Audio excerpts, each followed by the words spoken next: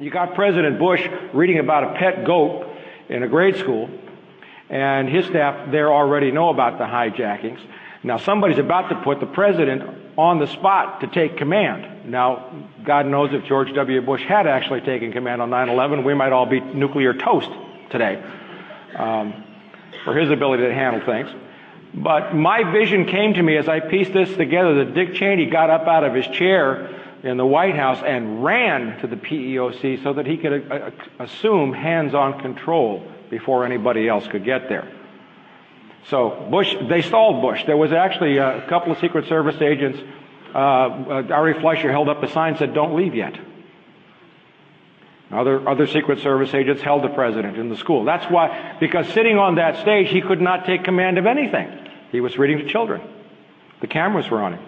He had a perfect excuse, the perfect alibi for not being in command, and that's exactly where Dick Cheney wanted him. Dick Cheney was the acting commander-in-chief, and the Secret Service was the supreme command. Here's the motive for the crime: peak oil. In about 100 years, mankind has used roughly half of all the oil that nature placed on this planet. That simple. We'll talk more about that in detail. We have clearly established in crossing the Rubicon with documentary records, not only from the Vice President's Energy Task Force, but from a number of other sources, they're all laid out in the book, that there was clear knowledge that this crisis was coming a long time before 9/11. I know that Dick Cheney knew. That's also established in the book, and of course he came from Halliburton.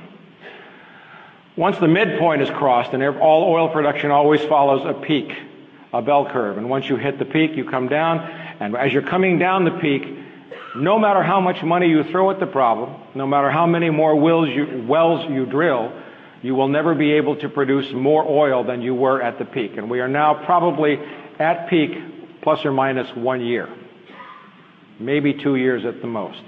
I'm going to close with that because that's kind of the scariest part. Almost everything in modern society is reliant upon oil. All plastic is made of oil. There are 10 calories of hydrocarbon energy in every calorie of food that you eat. I'm going to let that sink in for a second. When a farmer plants a field, he drives a hydrocarbon-powered vehicle to till the soil. Then he comes back along with a hydrocarbon-powered vehicle to plant the seed. Then he has to pump water, irrigation, and how does the electricity get generated? Natural gas or oil or coal. Then he comes along and sprays it with fertilizers. All commercial fertilizers are made from natural gas, the source of ammonia. Then he sprays it with pesticides. All commercial pesticides are made from oil. Then he comes along in a hydrocarbon-powered vehicle again and harvests it, puts it in another hydrocarbon-powered vehicle, drives it to a food processing plant that runs on electricity and throws more chemicals in it, wraps it in plastic, which is oil, throws it into another hydrocarbon-powered vehicle, which drives it to your supermarket, where you walk in, pull out a piece of plastic, also oil, and pay for it.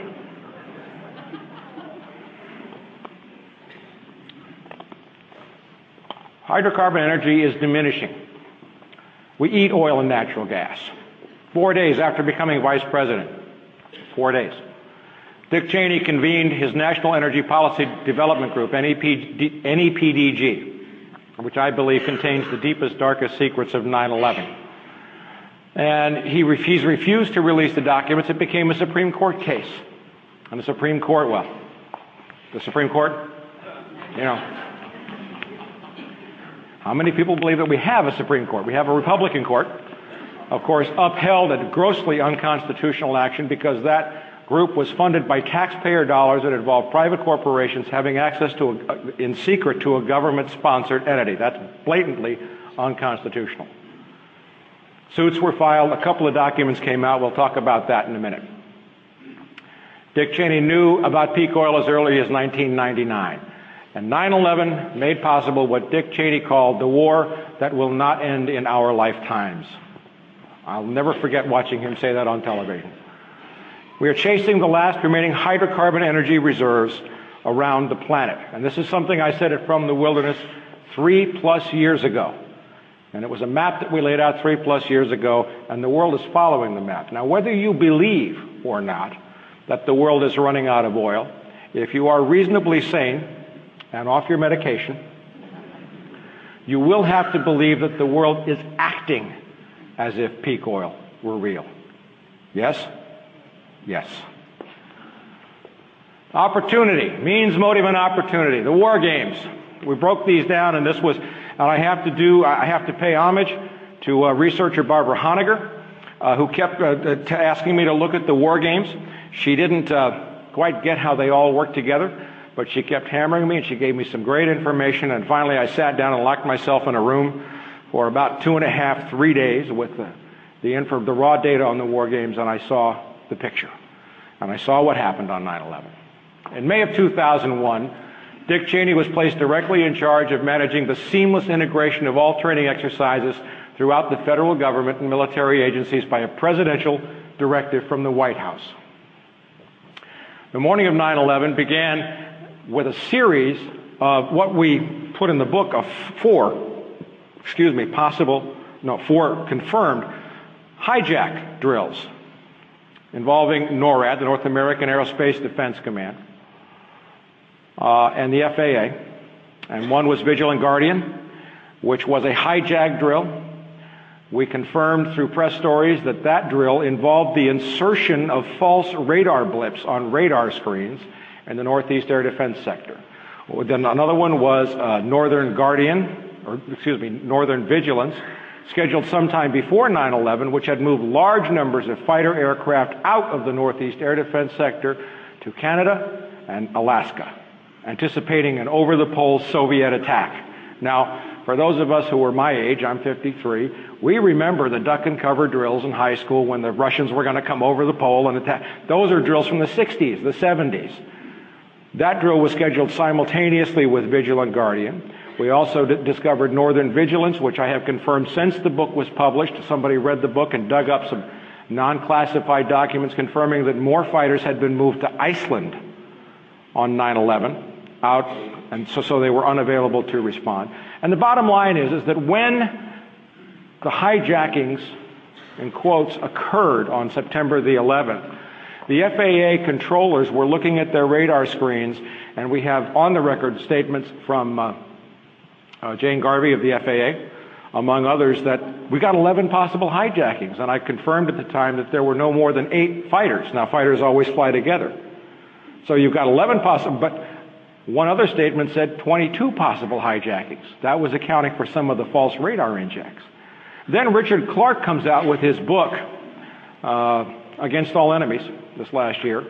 And boy, he left more clues in that book than any detective would ever want to be happy with. But he quoted then the chairman of the Joint Chiefs of Staff, the acting chairman, General Richard Myers, who was now the chairman, as saying, we're in the middle of another exercise called Vigilant Warrior. And I was able to obtain, because of all the 9/11 books that are out there, and there are some good ones out there, I express a lot of confidence in David Ray Griffin's work, and also especially in Paul Thompson's wonderful 9/11 timeline. Paul Thompson has done some amazing work, and those are 2 books that belong in your 9/11 library for sure. But we dug and we looked, but I'm the only guy that has gone out and actually knocked on doors. I mean, I was a detective.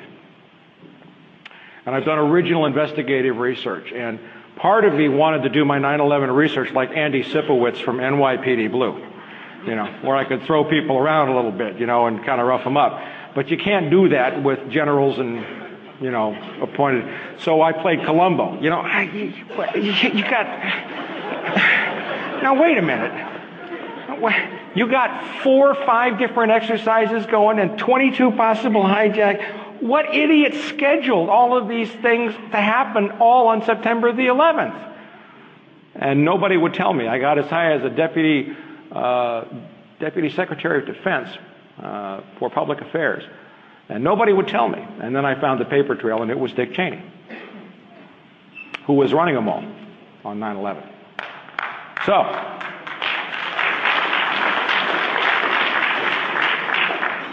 but the problem is Dick Cheney is not in jail. And if I keep this up, I may soon be.